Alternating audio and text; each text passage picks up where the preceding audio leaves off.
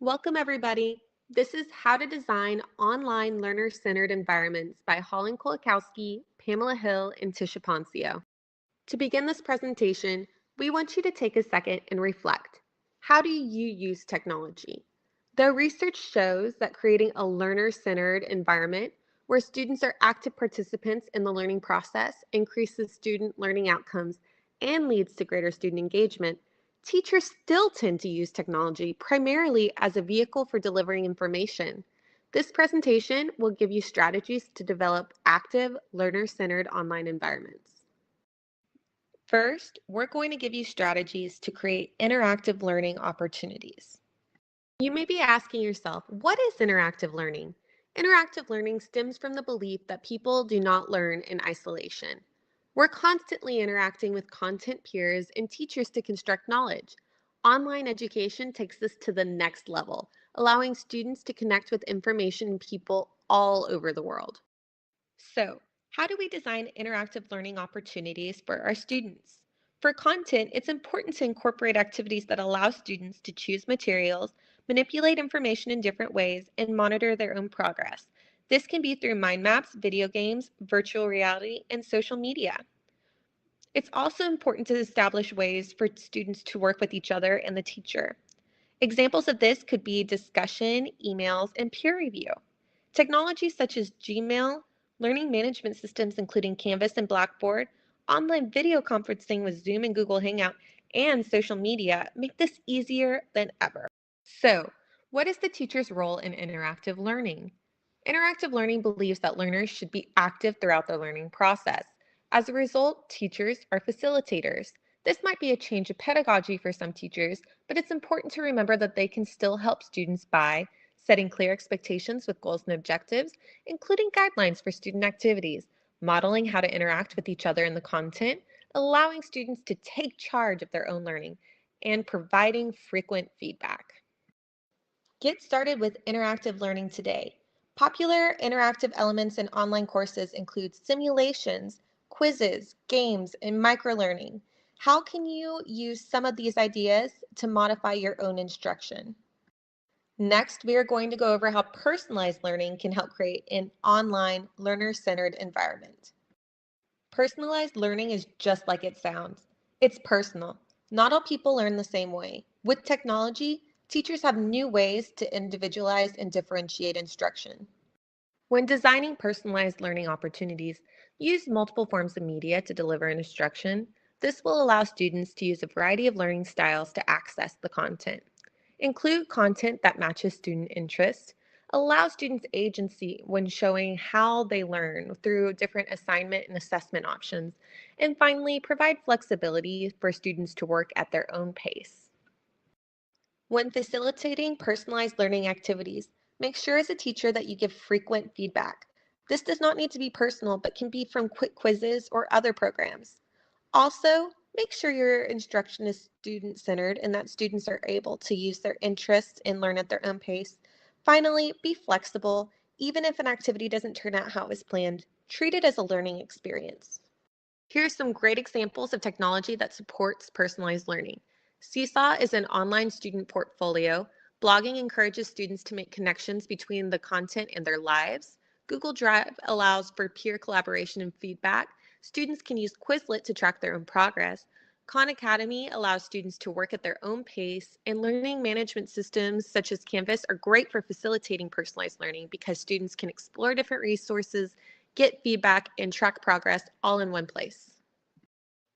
An important aspect of student-centered learning is collaboration. Without collaboration in online learning, students can feel isolated and less engaged.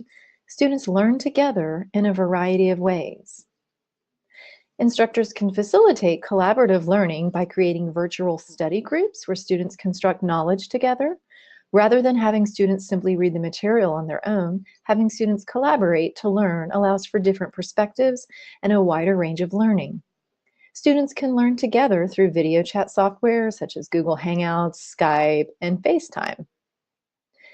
Instructors can include group projects where students not only construct knowledge together to complete a project, but also to virtually present the project to the class and answer questions about their work. There are many applications available for students to collaborate, from the very basic forms of collaborating on documents and presentations using G Suite and Office 365 to a wide variety of multimedia applications.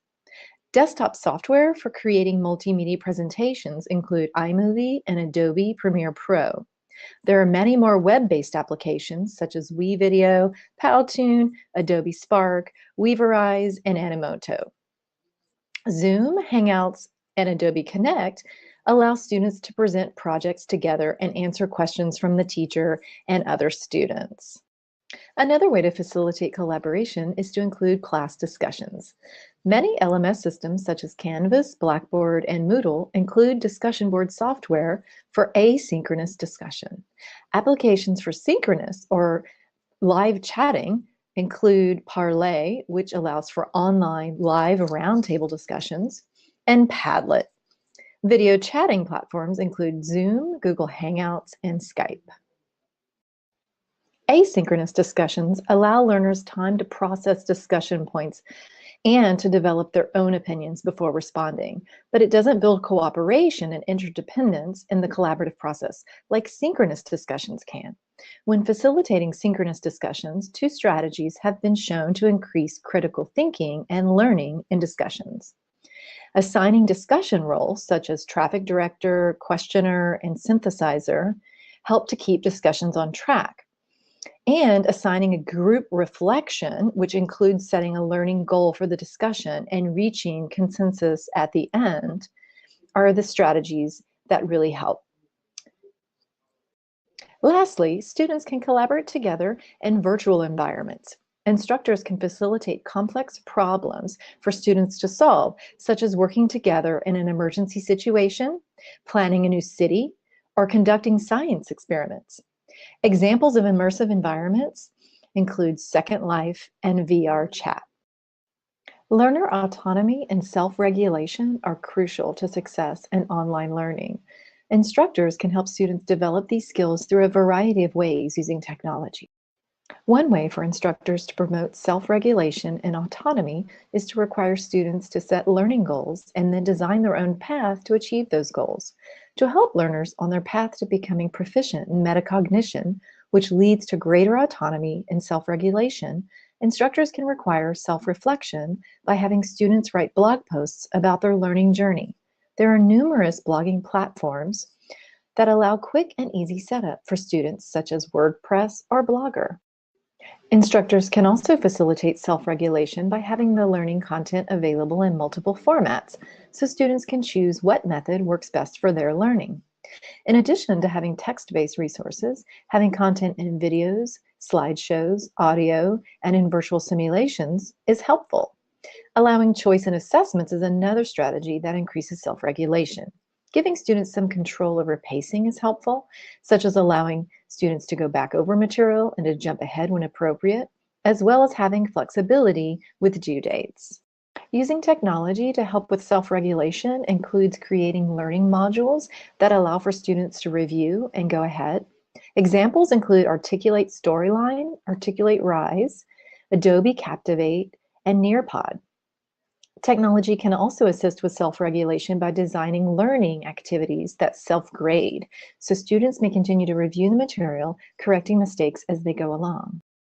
Finally, instructors can promote autonomy and self-regulation by encouraging students to develop their own personal learning network, or PLN, through social media.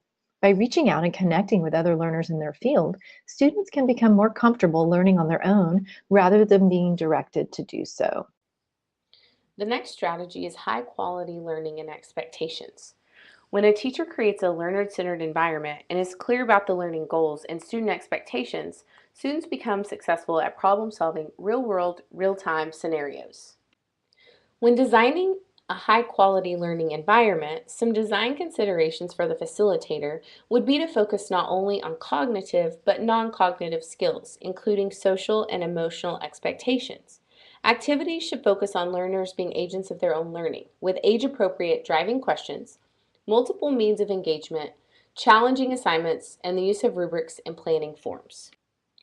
When facilitating in a high-quality learning environment, considerations need to be made for establishing trust, encouraging student voice, individual student needs, continuous self-assessment and reflection, and lastly, establishing checkpoints to model pacing. Specific technology tools that would support a high-quality learning environment would be Flipgrid for self-assessment and self-reflection, Storify and Nearpod for learner-centered instruction, video field trips using Skype and Google Hangout, giving students the opportunity to step outside of the classroom and garner real-world experience. And lastly, G Suite tools which allow for the 4Cs and the ISTE student standards to be met. As the demand for tools that promote project-based learning increases, companies will need to decrease their cost in order to stay competitive in the market. The final strategy is authentic learning. In authentic learning, genuine and real experiences narrow the gap between a classroom and real life. Creating authentic learning includes focus on content, context, and process. When designing authentic learning, activities should be planned with room for constant revision and reflection, and the why of each activity should be addressed, as well as when the knowledge might be applied in a real-life setting.